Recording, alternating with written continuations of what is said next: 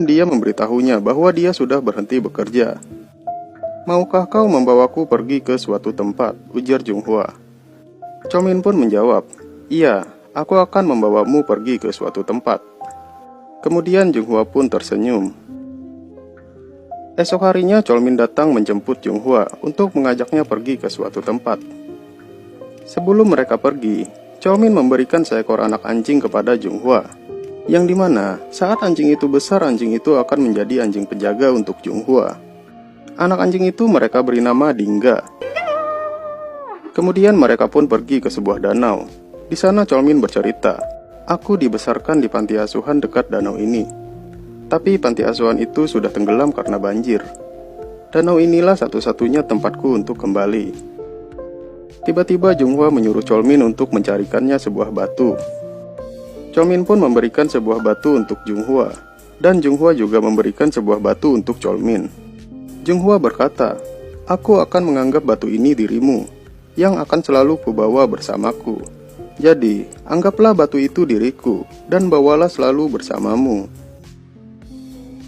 Chomin memutuskan untuk kembali menjadi petinju, agar dia bisa mendapatkan uang untuk menghidupi Junghwa dan dirinya. Chomin pun mulai aktif lagi bertinju, yang dimana hari-harinya kini dia habiskan untuk berlatih dan bertanding.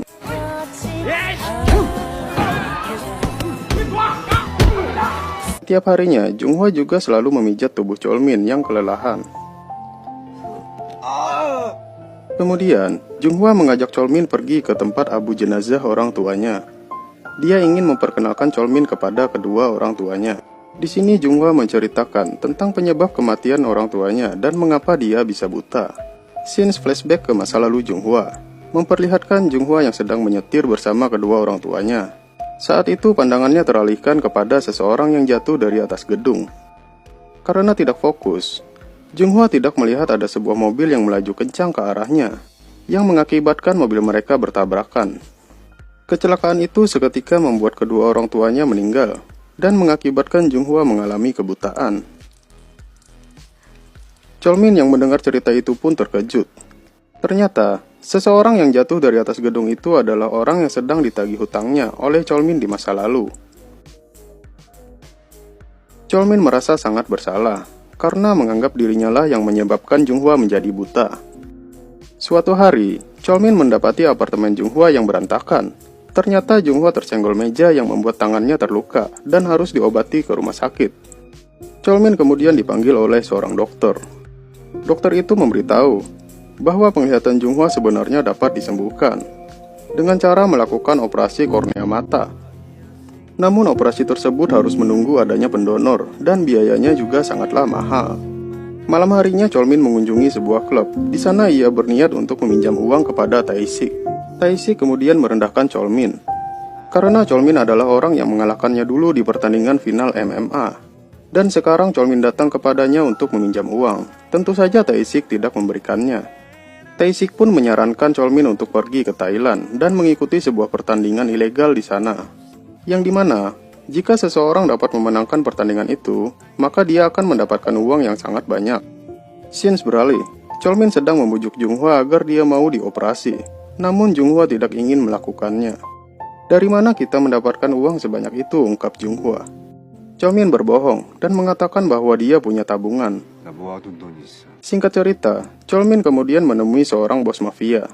Dan bos mafia itu memperingatkan bahwa hal yang akan dilakukan Chomin sangatlah berbahaya, karena Chomin bisa saja mati dalam pertandingan itu. Bos mafia itu juga menjelaskan, untuk melakukan pertandingan itu, Chomin harus mengganti identitasnya dengan identitas yang baru. Karena jika tidak, kerabat atau orang terdekatnya bisa saja berada dalam bahaya. Kemudian bos mafia itu pun menyerahkan uang muka dan sebuah HP kepada Chomin. Keesokan harinya Chomin mengantarkan Junghwa ke ruang operasi. Saat akan masuk ke ruang operasi, Junghwa berkata, "Kau tidak akan pergi kan? Kau akan menungguku di sini kan? Aku ingin orang pertama yang kulihat adalah dirimu." 어디 안 갈 거지? 밖에 있을 거지? Chomin yang sedang berbohong pun menjawab, "Memang aku mau pergi kemana? Aku tak punya tempat lain untuk dituju." 갈 데도 없어. Dengan ceria Junghwa pun memasuki ruang operasi. Melihat itu Chomin berkaca-kaca, karena yang sebenarnya dia akan mempertaruhkan nyawanya agar Junghwa dapat melihat lagi. Scenes berganti. Cholmin yang sedang bersiap untuk pergi ke Thailand berkata kepada Dingga anjingnya, "Dingga, kau tahu kan apa yang harus kau lakukan? Kau harus melindunginya." 알지? 잘 지켜. Singkat cerita, Cholmin pun sudah sampai di Thailand. Di sini dia menggunakan identitas baru dan mengganti namanya menjadi Kim Hak Sun. Cholmin pun tiba di tempat pertandingan ilegal itu. Ternyata, tempat itu adalah tempat perjudian, yang dimana orang-orang di sana akan mempertaruhkan uang mereka. Dan tibalah giliran Cholmin untuk bertarung.